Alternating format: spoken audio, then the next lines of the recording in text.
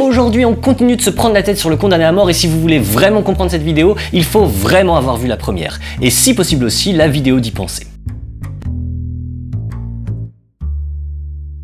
Tiens, on va commencer par jouer à un jeu encore plus stupide que la dernière fois, le jeu absurde. Je dois placer une seule carte devant toi et il y a deux règles. Première règle, cette carte est un joker. Deuxième règle, cette carte n'est pas un joker.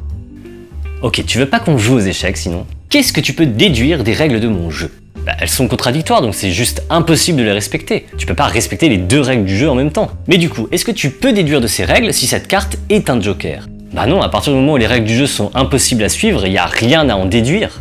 Ça me paraît tout à fait sensé. En fait, il faudrait préciser un point un peu technique lié au fait que ce n'est pas tant qu'on ne peut rien déduire de règles impossibles à suivre, mais plutôt qu'on peut en déduire n'importe quoi. Je mettrai un peu plus d'explications dans la description de la vidéo. Pour le reste, passons. Maintenant, supposons que la règle 2 soit plutôt la règle suivante. Tu ne peux pas déduire des règles du jeu que la carte est un joker. Est-ce qu'on peut respecter ces nouvelles règles du jeu? Bah, si tu respectes la règle 1, ça veut dire que le joker est là, et ça tu peux le déduire des règles du jeu, et donc ça contredit la règle 2. Donc non, on peut pas respecter ces règles, et ça ressemble beaucoup à ce qu'on a fait la dernière fois.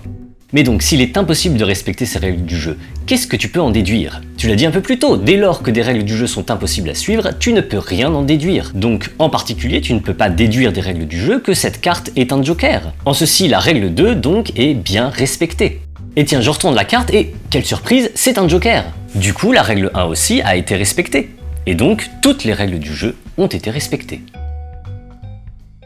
Cette situation est équivalente au cas où le juge dirait au condamné à mort « Voici deux informations sur votre exécution. Premièrement, vous serez pendu demain. Deuxièmement, ce sera une surprise. Autrement dit, vous ne pouvez pas déduire des informations que je vous ai données que vous serez pendu demain. » Mais ça n'a aucun sens. En effet, ces deux informations sont contradictoires. La deuxième semble contredire directement la première. Et du coup, de cet ensemble d'informations contradictoires, tu ne peux rien déduire de pertinent. En particulier, tu ne peux pas déduire que tu seras pendu demain, ce qui rend vrai l'information 2. Et à supposer que tu sois effectivement pendu le lendemain, 1 serait vrai aussi. Dans ce cas-là, le juge n'aura pas menti en fin de compte.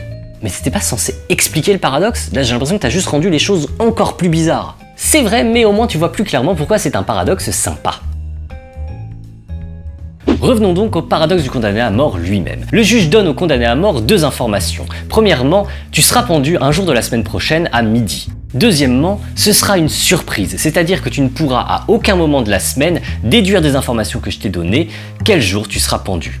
La question cruciale est la suivante. De quelles informations exactement parle-t-on dans 2? On pourrait en fait proposer deux interprétations. La première, la plus simple, est la suivante. L'information 2 signifierait que tu ne pourras à aucun moment déduire de l'information 1 quel jour tu seras pendu. En somme, l'information 2 ferait référence seulement aux autres informations données par le juge, c'est-à-dire en l'occurrence seulement l'information 1. Si l'on suit cette interprétation, tout devient très simple. Grâce à l'information 2, le condamné peut savoir qu'il ne sera pas pendu le dimanche, car si tel était le cas, il pourrait dès le samedi midi déduire de l'information 1 qu'il sera pendu le lendemain. Par contre, le condamné ne peut pas exclure qu'il soit pendu le samedi. Mais alors ça veut dire que s'il n'est pas pendu le vendredi midi, il pourra savoir qu'il sera pendu le lendemain? Est-ce que c'est pas un problème?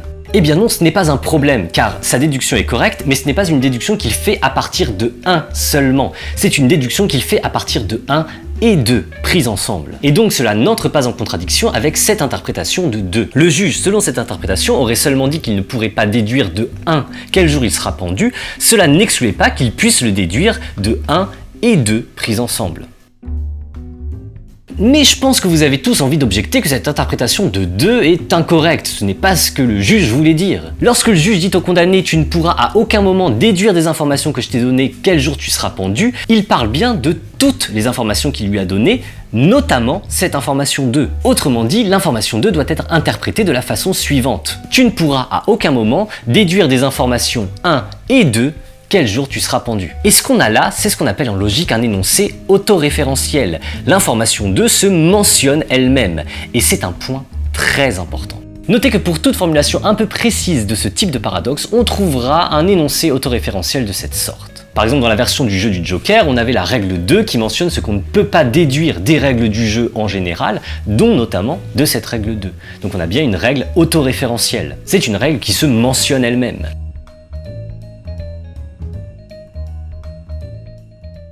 Bon, et alors, me direz-vous? Et alors, te dis-je? Le problème, bien connu des logiciens, c'est que beaucoup d'énoncés autoréférentiels sont contradictoires ou en tout cas impossibles à interpréter. Et c'est pas une bonne chose. Le plus simple et probablement le plus célèbre, c'est la phrase du menteur. Cette phrase est fausse.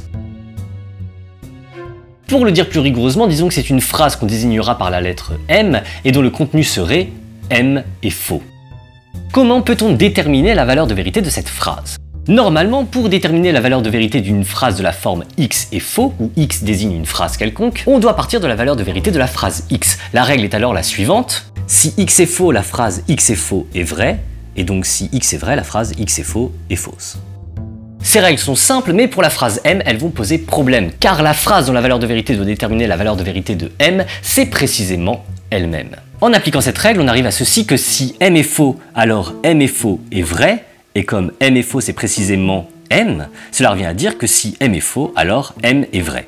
Et de la même façon, on arrivera à la conclusion que si M est vrai, alors M est faux. Voilà en gros pourquoi les logiciens ont tendance à se méfier des énoncés autoréférentiels. Ils ont une fâcheuse tendance à créer des indéterminations de sens, voire carrément des contradictions. Revenons au cas du paradoxe. L'information 2 que donne le juge peut être interprétée donc comme une information autoréférentielle, et beaucoup de logiciens du coup vont suspecter que le problème se loge là. En effet, pour déterminer le sens de l'information 2 selon laquelle tu ne pourras à aucun moment de la semaine déduire des informations 1 et 2 quel jour tu seras pendu, il faudrait savoir ce que l'on peut déduire de 2 puisque ça fait partie du contenu de cette information. Or pour savoir ce que l'on peut déduire de 2, il faudrait savoir quel est le sens de cette information 2. Or c'est précisément ce qu'on cherchait au départ. Ainsi tout ça forme une boucle. Il semble que pour pouvoir déterminer le sens de l'information 2, il faudrait que le sens de l'information 2 soit déjà déterminé.